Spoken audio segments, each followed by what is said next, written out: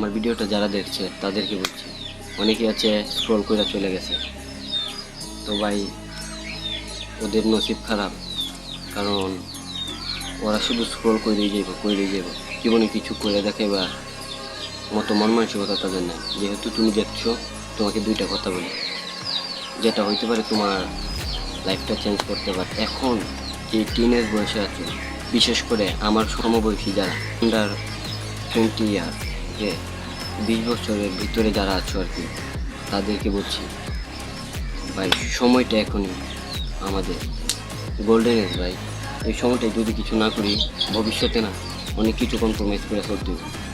হ্যাঁ, আমার দেখা ভাই, তারা আমার এই বয়সে ওই যারা চলে গেছে স্ক্রোল করে তাদের মতোই শুধু স্ক্রোল করছে, নিজে যেইভাবে ইচ্ছা স্বাধীনভাবে চলছে, কোনো কিছুতে ডিসিপ্লিন নাই, কোনো কিছুতে ফোকাসও করে নেই। তো তাদেরকে দেখছি এখন কম্প্রোমাইজ করে চলতেছে ভাই। যদি নিজের বিয়ে শাদী করে ফেলছে, এখন তাদের ছেলে মেয়েদেরকে যদি কিছু কিনে দিতে চাই, হ্যাঁ, তাহলে ওরা কিনতে পারে না কিছু। কম্প্রোমাইজ ভাই, কারণ সে তার যে সময় কিছু করার সেই সময় কিছু করেনি। এখন তোমার হাতে ভাই, তুমি কিছু করবা নাকি না, নাকি ওই ওদের মতো স্ক্রলই করবা।